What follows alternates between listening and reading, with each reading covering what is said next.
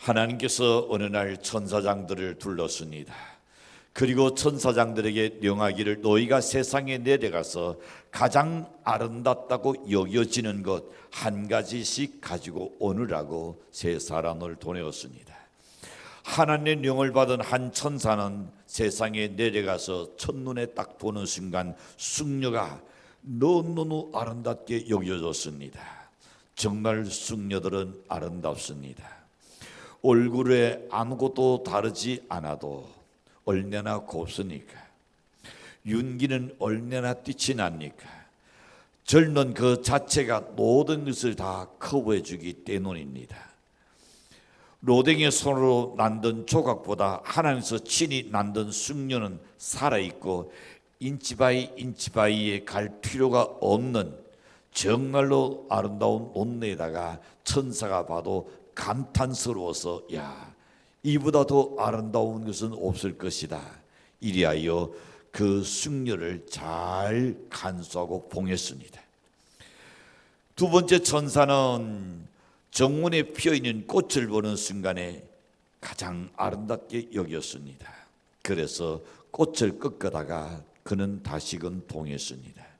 세 번째 천사는 아이들의 입술에서 흘러나오는 그 웃음소리에 마음이 설레게 하고 너무 감격스러워서 아름답다고 생각하여 그가 준비한 병에다가 아이의 웃음소리를 다 담았습니다. 이제 때가 되었습니다. 하나님 앞에 모두가 보여드릴 그 시간이 왔습니다. 저마다 하나님께 가지고 와서 의기양양하게 내 것이 최고로 좋은 것이다 라는 그런 자신단만한 속에 하나님 앞에 보여드리기 시작했습니다. 펼쳤습니다. 자, 숙녀는 펼쳐보니 어디 됐을까요? 어느새 늙어서 이 나이에 주름살가 있고 머리는 백달이 돼서 버렸습니다. 허리는 벌써 꼬부라져 있고 세상에서 가장 아름답다고 생각한 그 천사도 변해버린 숙녀의 노릇에 깜짝 놀래버립니다. 그 자신도 실망합니다. 노인된 숙녀가 그렇게 아름다울 리가 있겠습니까? 죄송하진 않은 날입니다. 두 번째 천사도 하나님 앞에 펼쳐놓는 그 순간에 그 꽃은 이니 시들어 날라 비틀어져 버렸습니다. 그 꽃이 아름답겠습니까? 향기가 있겠습니까? 결국은 쓰레기통에 버려질 수밖에 없었습니다. 세 번째 천사는 뚜껑을 딱 여는 순간에 다 나온 아이들의 웃음소리가 하원을 이루면서 그냥말로 웃음소리가 터져나오기 시작했습니다. 그 웃음소리는 넓지도 않았습니다. 시들지도 않았습니다. 여전히 변함없이 아름다웠습니다. 여러분, 세상에서 무엇이 가장 아름답다고 생각하십니까? 사람들이 보는 눈의 그 기준과 또한 다른 사람보다 외형적으로 뭔가 좀 월등하고 인정받으면 그는 그 나름대로의 아름답다고 생각할 겁니다. 그러나 하나님 보시기에는 과연 무엇이 가장 아름답다고 여기실까요? 첫 번째 생각해 봅니다. 작은 것이 아름답습니다. 무엇이 아름답다고요? 키가 작은 것이 내가 천만다행이다. 여러분, 무엇이 아름다우냐? 작은 것이 아름답다는 것을 이야기하셨습니다. 주님께서 우리의 리더에 대한 기호를 드실 때에 씨앗 중에 세상에서 가장 작은 씨앗을 지금 선택하셨습니다. 세상은 모두가 큰 것을 좋아합니다. 아직 제대로 날 못하는 어린아이들도 작은 사탕에 손을 잡기보다는 큰 사탕에 먼저 손을 짚는 것을 보게 될 겁니다. 모든 사람의 공통된心理는 작은 것보다는 큰 것을 더 선호합니다. 그리고 부족한보다는 넉넉한 걸 좋아합니다. 그래서 대접받기를 좋아합니다. 섬긴 받기를 좋아하는 것이 인간의 마음 속에 어찌 없는가 말입니다. 그러나 하나님께서는 유난히 작은 것이 더 아름답게 여겼습니다. 그는 무엇이 작은 것을 이야기할까요? 첫 번째 봅니다. 겸손의 상징입니다. 스스로 크다고 여기는 것은 교만한 자입니다. 사도 바울은 너희가 선줄로 생각하니 넘어질까 조심하라고 우리에게 경고까지 해주셨습니다. 잠언 18장 12절에 보시는 살아내 나언의 교만은 멸망의 선동이요 겸손은 존귀의 앞잡이라 그랬습니다. 잠언 15장 25절에 가서 보시는 여호와는 교만한 자의 어떻게 집을 허시며 하나님은 교만한 자의 집을 헐어버린다 그랬습니다. 가부의 지게를 정하시노니라 그랬습니다. 정말로 세상에서 약한 자죠. 하나님은 교만한 자를 사랑하십니다. 하나님은 스스로 작다고 고백한 자를 높이시고 크게 쓰실 줄로 확신합니다. 하나님은 스스로 부족함을 느끼는 자에게 능력을 주셔서 감당하게 하시라고 확신합니다. 역대에 하나님께 쓰인다던 자들의 고백은 어떻습니까?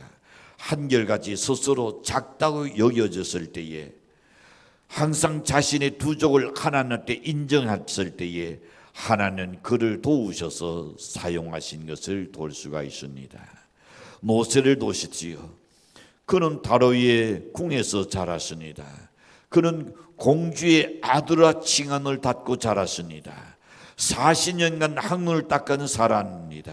무예에도 능한 사람이었습니다. 인간적인 측면에서 본다면 손색이 없는 사람이지요. 모든 사람이 두려워할 그런 선망의 대상이었습니다. 그러나 거룩한 하나님께서 그를 두르실 때에 그는 어땠습니까? 출애굽기 3장 10절에 보시는 이제 내가 너를 다르게 도내어 너에게 내 백성 이스라엘 자손을 애굽에서 인도하여 내리라. 그럴 때에 출애굽기 3장 11절에 가서도는 그는 이렇게 고백합니다. 우리 함께 읽을까요? 시작. 여호와께 아뢰되 내가 누구이기에 다르게 가며 이스라엘 자손을 애굽에서 인도하여 내리까. 광야에서 40년을 지나면서 그는 난이 낮아졌습니다.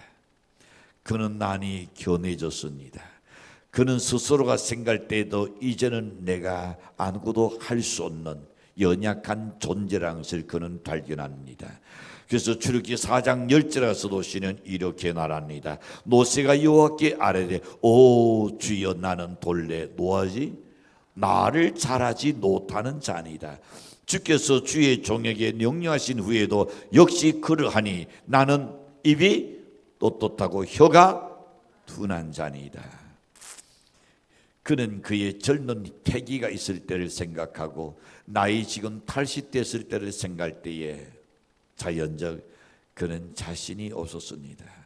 나는 말도 잘 못하고 뿐만 아니라 내 입술이 떳떳하고 혀가 둔한 자니이다. 나이가 노고는 왜 그렇게 될까요? 왜 말이 은은해질까요? 모세의 고백을 보낸 우리가 알 수 있습니다. 그래서 나는 할 수 없다고 생각했습니다. 그러나 다시금 출애굽기 3장 12절에 보십니다. 시작.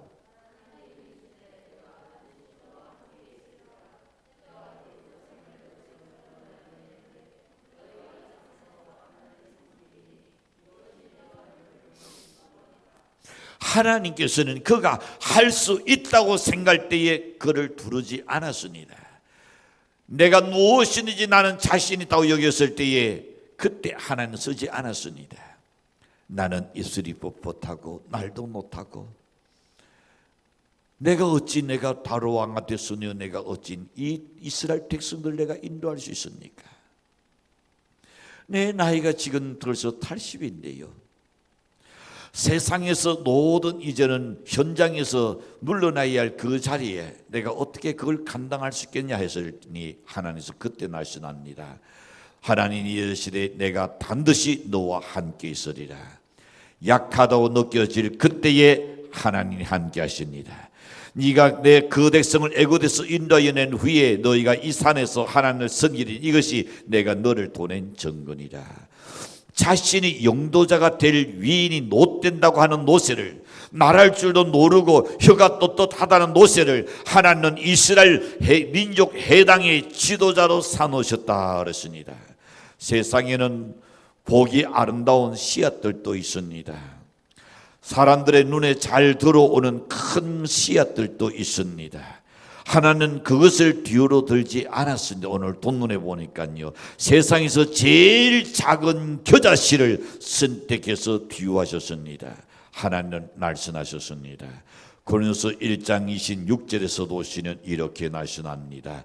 너희를 두루신을 돌아 육체를 따라 지혜로운 자가 많지 아니며 능한 자가 많지 아니하며 눈들 좋은 자가 많지 아니하노다. 고린도서 1장 27절 29절 쭉 봅니다. 그러나 하나님께서 세상에 미련한 것들을 택하사 지혜 있는 것들을 부끄럽게 하려 하시고 세상에 약한 것들과 강한 것들을 부끄럽게 하려 하시며 하나님께서 세상에 천한 것과 멸시도 않는 것들과 없는 것들을 택하사 있는 것을 퇴하려 하시나니 이는 안후 육체도 하나님 앞에 자랑하지 못하게 하려 하시니라. 나는 이 구절을 읽을 때마다 가슴이 벅차옵니다. 이 구절이 여기 있는 것조차도 모를 때였습니다. 하나님께서 나로 하여금 계속 복음을 전하러 나가기를 원하고 그 지역을 정해 놓으시고 그곳에 가기를 원하는데 아무리 생각해도 내가 자신이 없었어요. 하나님 생각해 보십시오. 얼굴이 잘나서 사람들이 얼굴을 보기 위해서 내가 말씀을 전할 때에 서 있겠습니까? 여러모로 아무리 생각해도 도저히 자신이 없어서 하나님 앞에 그렇게 고백하고 있을 때에 내게 생생하게 들려주셨던 날씨 나로 이 날씨였습니다. 세상을 돌아 내가 미련한 것을 택하사 지혜 있는 것을 부끄럽게 하려 하시고 세상에 약한 것들을 택하사 강한 것을 부끄럽게 하시며 세상에 천한 것과 멸시하는 것과 없는 것을 들어서 있는 것을 부끄럽게 하려 하시나니 이는 아무 육체도 하나님 앞에는 자랑할 수 없느니라. 이 말씀이 내게 강렬하게 들려왔을 때에 힘을 얻었습니다. 여러분, 하나님 도시기에 무엇이 가장 아름답다고 생각하십니까? 작은 것이 아름답습니다. 키가 작다고 지식이 모자란다고 건강이 부족하다고 좀 못생겼다고 신랑과 자질할 필요가 없다는 것입니다. 하나님의 섭리를 도시지요. 그런 사람은 겸손히 하나님 앞에 무릎을 꿇을 줄 아는 사람인 줄로 믿습니다. 내가 부족하기 때문에 하나님께 의지합니다. 내가 약하기 때문에 하나님의 도움을 요청하게 되는 것입니다. 여러분, 하나님은 그런 사람을 찾아가서 만나주시고 크게 들어 서시기를 원하시는 줄로 믿습니다. 두 번째로는 생각해 봅니다. 무엇이 가장 아름답습니까? 시작. 변해야. 여러분, 옆 사람 보시죠. 아름다운 모습이 보이니까 신통방통하게 생겼으니까, 아니면 심술이 굵게 생겼으니까. 왜 그럴까요? 변하지 않았기 때문입니다. 변하지 않으면 하나님이 축복하지 않는다. 변하지 않으면 하나님께서 그 사람을 들어서 설 수가 없다는 겁니다. 키가 작든지 지식이 부족하든지 그것이 상관없어요. 우리에게 어떤 것이 나는 부족하다, 나는 떼기였다, 상관없어요. 전지전능하신 하나님이 연애 떼기 되어줄 수 있습니다. 문제는 뭡니까? 내가 여러분 변하지 않기 때문에 하나님이 우리를 쓰지 못하는 겁니다. 겨자를 심었습니다. 씨는 그대로 있으면 조금도 변하지 않았다는 주님께서 이 나무를, 이 겨자 씨앗을 비울들지 않았을 겁니다. 세상에서 가장 작은 씨앗을 심었습니다. 그러나 어떤 식물보다 빨리 그리고 크게 변하여 나무가 되었습니다. 작은 그 자체로 존재한다는 아름답지 않았을 겁니다. 그것은 동정의 대상이 되고 날 겁니다. 주변 사람에게 근심거리가 될 겁니다. 보는 이마다 안타까워할 겁니다. 그러므로 예수를 믿으면 변화와 이 성장이 반드시 있어야 정상인 줄로 믿습니다. 그래야 운명이 바뀝니다. 겉모습이란 내면이 바뀌게 되어 있습니다. 밀가루에 이스트를 넣으면 부풀어 오르는 것이 정상입니다. 여러분, 신세가가 탯줄을 자르는 그 순간부터 성장 속도가 엄청 빨라지는 것을 아마 경험하지 않았습니까? 그것이 두노에게 깃돈입니다. 사이에 공헌하는 길입니다. 그것이 아름다운 일입니다. 그런데 변화가 없는 것은 정체되어 있는 것이죠. 정체되어 있는 것은 곧 죽음입니다. 여러분의 자녀들이 변하는 그 모습도는 얼마나 기쁜가요? 그 만약에 아이가 전혀 안 변한다고 생각해 보십시오. 그날부터 부모에게는 근심입니다. 걱정이 됩니다. 안타까워합니다. 오늘 우리의 영적인 것도 마찬가지입니다. 여러분이 예수를 만났으니 변해야 할 줄로 믿습니다. 무엇이 변해야 할까요? 첫 번째 생각해 봅니다. 가치관이 변화되어야 합니다. 보이는 것에 치중하던 우리가 보이지 않는 것에 무게를 더 두어야 합니다. 외향적인 연애에 관심을 두던 것이 이제는 내면적인 문제에 더 신경을 써야 할 겁니다. 지난 날에는 내가 거울 보고 하루에 12번 더 들여다보고 자기 얼굴을 두드리고 다루고 하던 그것이 이제는 내 내면의 내 속사람이 과연 얼마나 지금 깨끗해지고 있는가, 얼마나 내가 하나님을 닮아가고 있는가, 거기다가 초점을 한번 두란 말입니다. 거기 초점을 두야 아름다워지는 겁니다. 부부간에도 마찬가지입니다. 그 사람의 겉모습이 더 나아가서 이제는 내년이 계속 성숙해지는 것 보면 더 사랑스러워질 줄로 믿습니다. 세상에서 목표를 두고 노력하던 것을 이제 하나님의 나라를 바라보고 전진해야 할 줄로 믿습니다. 땅의 것에 소망을 두던 것을 하나님 나라에 소망을 두어야 할 줄로 믿습니다. 그래서 고린도서 10장 31절에 보시는 너희가 먹든지 마시든지 무엇을 하든지 무엇을 위하여 하나님의 영광을 위하여 하라. 다시 말합니다. 이 주님 말씀처럼 우리의 삶의 가치관이 변해야 할 줄로 믿습니다. 두 번째 봅니다. 무엇이 변해야 할까요? 성품이 변해야 합니다. 빌립보서 2장 5절을 보시는 너희 안에 이 나음을 두노라 곧 예수 그리스도의 나음이니 그렇습니다. 팔레스타인 땅은 양 가죽으로 만든 주머니에다가 물과 포도주를 넣어둡니다. 양 가죽은 아주 부드럽습니다. 양 가죽으로 만든 여러분 옷은 대단히 부드러워요. 자켓을 살 때에 쏘가죽으로 만든 것보다 아무리 송아지 가죽이다 할지라도 양 가죽에는 비교가 안 될 만큼 굉장히 촉감이 부드럽고 좋습니다. 자, 거기다가 포도주를 담아두는 포도주가 어떻게 안에서 발효되기 시작합니다. 이 부드러운 것이 가죽이 점점 늘어나게 되지요. 그러면서 두티가 이제 탱창하게 될 겁니다.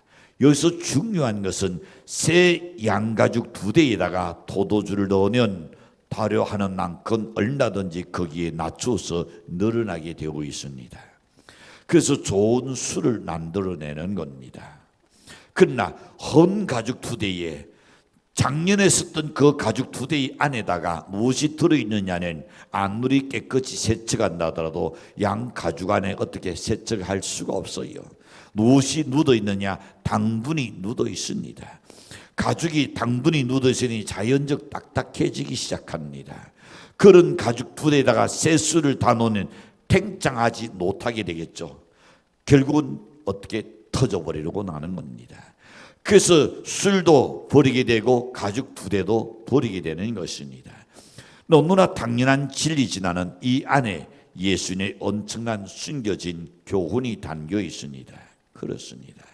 그래서 분명히 새 술은 새 2대에 넣으라는 날이 바로 이런 진리에서 나온 겁니다.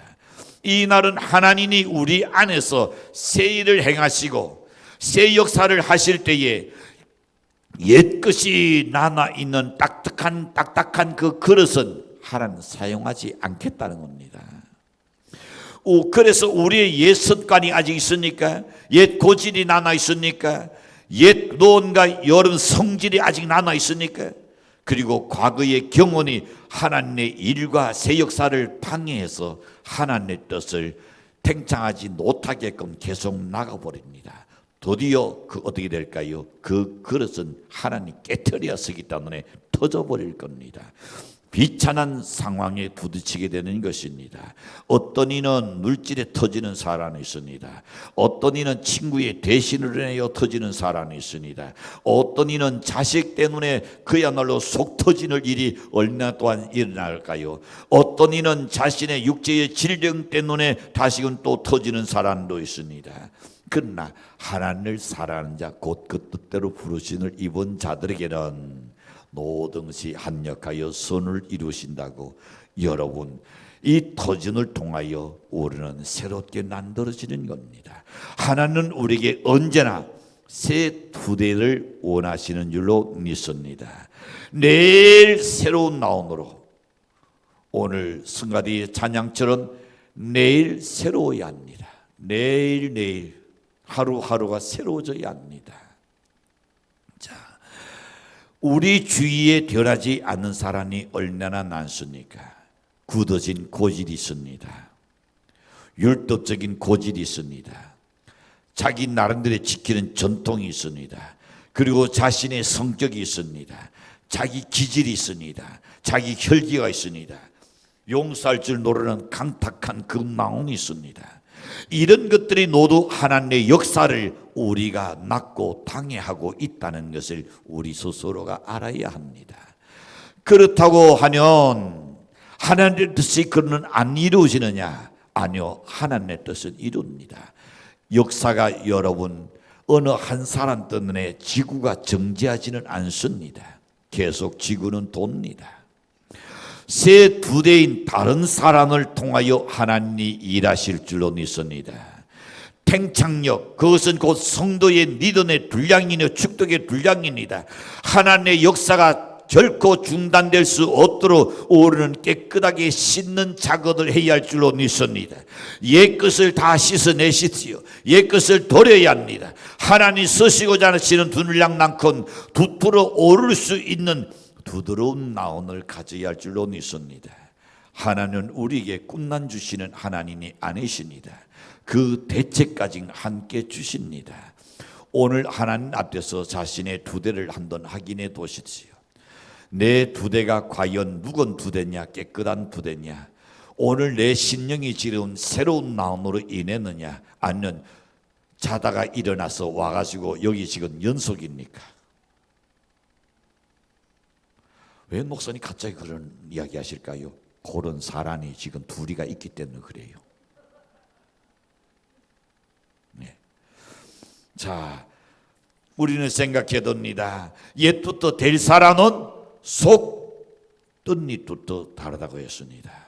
3살 녹은 도릇 8까지 간다고 합니다. 그 사람의 모든 행동은 자신이 그린 설계도에 따라서 지금 살아갈 수밖에 없는 겁니다.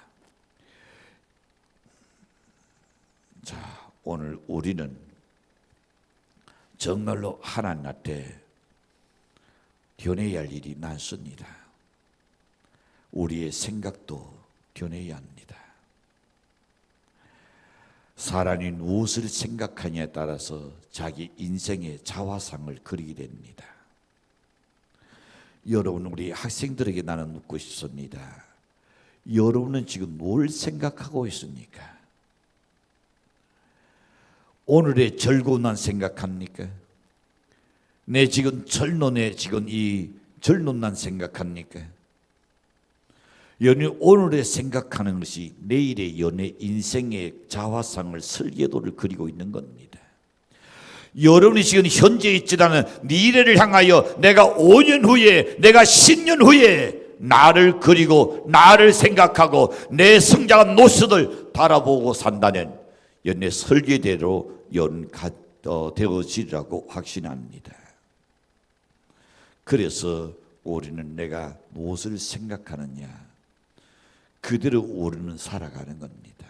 어떤 이는 이야기할 겁니다. 여러분, 연애 과거를 탓할 것도 없습니다. 연인 또한 미래를 향하여 우리가 또한 걱정할 것도 없습니다. 문제는 뭡니까? 현재 나입니다. 현재 내가 지금 뭘 하느냐가 미래의 여러분이고, 지금 내가 현재 뭘 하고 있느냐가 과거에 생각했던 것이 지금 현재입니다. 그러니 여러분이 논리 생각할 것 없어요. 지금 연의 이 현실은 과거에 내가 그렇게 생각했고 그렇게 살아온 지금 결과입니다. 지금 현재에 또 여는 살아가고 있는 것은 미래에 지금 거울을 그대로 보고 있는 겁니다. 그래서 잠언 23장 7절에서 나시납니다. 대저 그 나온의 생각이 어떠하리 그 위인도 그러하다 그렇습니다. 안 될 사람은 실패할 수밖에 없는 이유를 자꾸 찾아대는 데는 아주 귀재입니다. 물어보십시오. 실패하는 사람, 안 되는 사람, 뭔가 자꾸 안 되는 사람에게 물어보는 그들은 그 조건을 어디에, 나는 이래서 안 되고 저래서 안 되고 누구 때문에 안 되고 누구 때문에 안 되고, 안 될 조건을 쫙 늘어놓습니다. 될 수 있다는 건 한마디도 들을 수 없을 겁니다. 모든 것은 부정적으로 보고 생각합니다. 소극적으로 달아봅니다. 할 수 없다는 결론을 먼저 내려놓고 그리고 대화하는 것을 볼 수 있습니다. 그러나 변화받은 사람은 나는 할 수 없지, 나는 내게 능력 주신 자 안에서 내가 모든 것을 할 수 있다는 전제 조건 하에서 그는 긍정적으로 생각하는 사람입니다. 적극적인 사람입니다. 언제나 희망적인 사람입니다. 창조적인 생각 속에서 소망이 항상 넘칩니다. 12명의 정탐꾼 중에서 부정적인 사람 10명과 긍정적인 사람 2명이 있습니다. 하나님은 누구를 사랑하셨고 누구를 썼습니까? 긍정적인 사람입니다. 주님 리더 안에서 할 수 있다는 생각으로 순종하고 도전한 자를 좋아하시고 사랑하실 줄로 믿습니다. 변화를 갈망하는 자를 하나님 사랑하시니, 그러므로 예수 믿는 자는 가치관이 바뀌어야 합니다. 성품이 달라져야 합니다. 생각이 변화가 와야 아름답다는 것을 명심하십시오. 마지막 세 번째 생각해 봅니다. 무엇이 가장 아름답습니까? 영향력을 줄 수 있을 때에 아름답습니다. 작은 것이 변하여 새들이 안식처를 제공해 줍니다. 새들이 와서 깃들여서 보금자리를 털 수 있도록 그것도 제공해 줄 수 있으니 그 자씨가 아름답다는 겁니다. 우리는 우리들의 하는 모든 일을 통해서 사람과 또한 사회에 영향력을 줄 수 있을 때가 아름다운 겁니다. 영향력을 첫째는 줄 수 있으려면 어떻게 해야 할까요? 자기 일에 미쳐야 합니다. 자기 일에 미치지 않는 사람은 절대로 영향력을 줄 수 없습니다. 자기 일에 미치면 신따란이 납니다. 의욕이 넘칩니다. 권태기라는 것이 없습니다. 피곤도 이겨냅니다. 남들이 보기에는 은혜롭게 보여질 것입니다. 전에 영국의 유명한 섹스티어가 어느 날 식당에 들어가서 전신 식사를 하고 있었습니다. 그때 식당에 나는 사람들이 누가 저분이 섹스티어라는 것을 알아보았습니다. 밥 먹다가 숟가락을 놓고 그 앞에 달려와서 선생님께 인사를 합니다. 지난날에 선생님이 펼치신 그 책을 통해서 이렇게 참 나는 은혜를 받고 있습니다 하고 누구나 다 구신하니까 그 광경을 누가 밖에서 지켜보는 청소두가 비를 들고 나당을 쓰다가 한숨이 꺼지라고 쉬고 있습니다. 그것을 누가 섹스티어가 발견했습니다. 그 청소부를 불렀습니다. 그리고는 그에게 이렇게 말하네. 여보시오, 당신은 왜 그렇게 땅이 꺼질 듯한 한숨을 쉬고 있습니까? 라고 물으니 그의 대답이 이럽니다. 나도 같은 남자인데 선생은 그렇게 나는 사람이 존경의 대상이 되고 나는 이처럼 함께 다들 위해서 빌어놓기 위하여 온종일 나당을 쓸고 있으니 내 자신이 너무 한심스러워서 지금 한숨이 저절로 나옵니다 라고 이야기했어요. 그때에 섹스티어가 이렇게 이야기하죠. 친구여, 한탄하지 마시오. 그들은 지금 하나님 지어놓으신 이 세계에 한 모퉁이를 깨끗하게 하는 책임을 지금 감당하고 있는 것이요. 만일 그대가 이 사명을 감당하지 않는다면 하나님 지어놓으신 이 지구의 한 노통이는 더러워지지 않겠소. 과연 섹스티어다운 그런 날입니다. 어떤 사람이라도 하나님 지으신 세계에서 하나님께서 맡기신 사명을 이행하고 있다고 생각한다면 자신의 일에 보람과 즐거움 있게 나련입니다. 여러분에게 주어진 그 어떤 일이든 간에 그 일의 일인자가 될 수 있기를 축복합니다. 연례에 주어진 그 일에 한번 미쳐볼 수 있는 연례시기를 축복합니다. 그 일에 온 신을 다한다면 사람에게 감동을 줄 뿐만 아니라 여러분이 아름답게 여겨질 것입니다. 두 번째 보시는 영향력을 줄 수 있으려면 자기 희생을 각오해야 합니다. 새들이 갈대 위에 앉지 않습니다. 왜? 휘어지고 떨어질 위험이 있기 때문입니다. 새들은 언제나 안전한 곳에 앉고 안전한 곳에 둥지를 트는 것입니다. 겨자씨가 비록 작은 씨앗이지만 그가 자란 후에는 나무가 돼서 새들이 와서 쉬었다 가기도 하고 둥지를 털기도 한다 그렇습니다. 그러나 조금도 요동하지 않습니다. 그럴 적마다 신이 되어주고 지탱할 수 있었기에 그 겨자씨가 어찌 안 아름답겠느냐 말입니다. 다시 말해서 자기 희생할 줄 아는 자가 아름다운 사람입니다. 헌신이 있을 때에 매력이 있습니다. 헌신이 있을 때에 아름답고 사람을 감동 주는 줄로 믿습니다. 오래전 KBS 방송 프로그램에 행복한 사람에 나왔던 이야기입니다.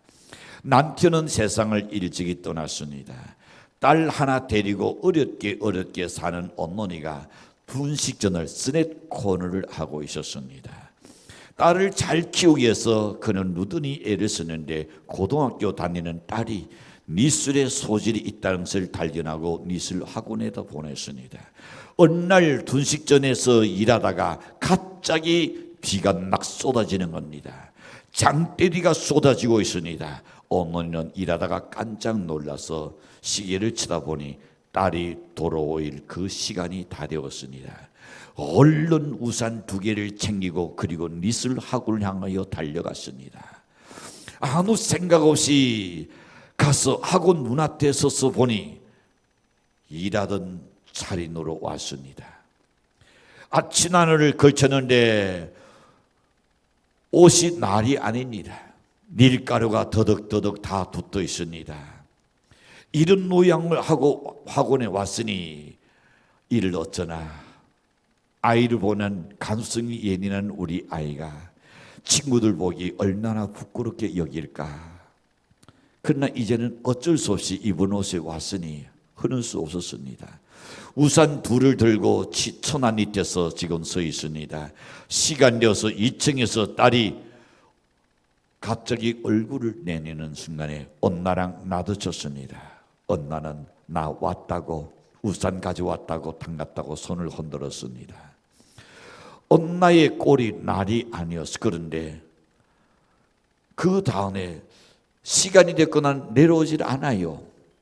엄마는 스스로 생각합니다. 내 지금 꼴이 날이 아니니까 창피해서 아이가 못 내려오는구나. 그래서 엄마는 수수단 나오네 그냥 집으로 돌아갔습니다. 너무나 속이 상해서 그 엄마는 한 달 동안 가장 의무적인 건 난 일상적인 난 이야기하지 예전처럼 딸아이와 큰 이야기 하고 싶지를 않아 버렸습니다. 한 달이 지났습니다. 미술 발표회가 있다고 상을 받으러 오라는 통보를 받았습니다. 미술 학원의 어머니가 딸이 오늘 상을 받는다니까 그래도 같이 봐줘야지 하고 갔습니다. 딸이 상중에도 덕상을 받게 되었습니다. 그 수상 작품의 제목이 이랬습니다. 세상에서 가장 아름다운 모습. 그 그림 밑에다가 써놓은 겁니다. 그리고 그 그림은 어머니의 모습을 그린 그림입니다. 언제의 어머니 모습일까요? 우산을 들고 서 있는 그 순간 어머니를 보는 순간에 저것을 그려야겠다. 딸은 그리고는 얼굴이 안 보일 때 어머니를 상상하며 지금 스케치하고 있는 거죠. 앞치마를 두르고 밀가루가 덕지덕지 묻어있는 어머니, 빗속에서 딸이 나오기를 바라보고 있는 그날의 그 언론이 노릇을 그리고 세상에서 가장 아름다운 노릇이라는 제목을 붙였던 겁니다. 언론은 그날에 오해한 것이 정말 미안했던 생각이 들었습니다. 세상에서 가장 아름다운 노릇의 주인공으로 자신을 그려놓은 딸이 대견하고 너무도 고나워서 딸을 내려올 때에 끌어안고 행복에 겨워서 울었다는 이야기였습니다. 어떤 곳에서 행복하게 사는 한 가정이 두 아이의 아이를 키우고 있었습니다. 어느 날 이 두 아이가 이웃집 아이와 함께 놀다가 이웃집 아이가 원인 모르게 그날 쓰러져서 죽어버렸습니다. 죽은 아이 집에서는 두 형제를 걸고 고소를 했습니다. 두 아이가 자기 아들을 죽였다는 겁니다. 그것도 그럴 수밖에 없는 것이 죽은 아이 곁에는 아무도 없었고 두 아이밖에 없었습니다. 두 아이가 아무리 우리는 죽이지 않았다고 부인해도 아무도 그를 믿어주지 않고 신문과 계속 고문이 들어가기 시작했습니다. 참다 못해 형이 그는 제가 죽였으냐고 거짓으로 고백했습니다. 그러자 아우가 그 말을 듣고는 아니요 경관님, 제가 죽였습니다. 형이 죽인 것이 아니라 내가 죽였습니다. 형제네 아니요 내가 죽였습니다. 서로 이야기하니까 법관이 도대체 도민이 누구인지 정확히 가려내지를 못했습니다. 그래서 그 언론이를 불렀습니다. 덧관이 언론에게 묻습니다. 당신 두 아들이 서로 사람을 서로 죽였다고 하는데 누가 돈인지 우리는 알 수 없으니 언론으로서 어느 아들이 과연 사람을 죽이는 것 같은지 하고 물어보았습니다. 언론은 한참 동안 생각하다가 입을 열었습니다. 우리 아이들이 사람을 죽였다고 저는 절대로 생각하지 않습니다. 그러나 만일 죽였다면 둘째 아들이 죽였을 것입니다. 덧관이 물었습니다. 어째서 그런 생각을 하느냐고 물으니 언론은 눈물만 흘리고 있었습니다. 재판관이 계속 독촉하고 있었습니다. 그제야 언론이가 입을 열어서 말합니다. 큰 아이는 제가 낳은 자식이 아니고 전실 소생의 아들입니다. 그 아이의 언론이가 죽고 나자 제가 시집이 와서 이 작은 아이를 낳았습니다. 제 자식은 또 나오는 되지 않은 그 언론이 아들은 큰 아들이 하나밖에 없지 않습니까? 그러니 그 아이를 죽게 할 수밖에 죽도록 차라리 내 둘째 아이를 죽도록 내놓을 수밖에 없다 그랬습니다. 차라리 둘째 내 아들을 죽여주십시오. 큰 아들을 절대 손대면 안 됩니다. 이 말을 들은 재판관은 눈물을 닦아내서 이런 훌륭한 가문에서 자란 아이들이 사람을 죽일 수는 없다. 그래서 무죄 판결을 내립니다. 이것이 나라에서 이 소문을 듣고는 큰 상급을 그 가정에 내립니다. 희생할 줄 아는 사람이 아름답습니다. 희생할 줄 아는 사회가 밝고 건강합니다. 희생이 있는 가정은 행복합니다. 희생할 줄 아는 그리스도인이 놓인 교회는 아름답고 하나님의 영광이 나타날 줄로 믿습니다. 작다고 열등의식이나 소외감을 갖지 않기를 바랍니다. 작아도 하나님 손에 붙잡혀 있는 사람은 반드시 변화되어서 다른 사람에게 좋은 영향력을 줄 수 있는 아름다운 사람 될 줄로 믿습니다. 기도합니다.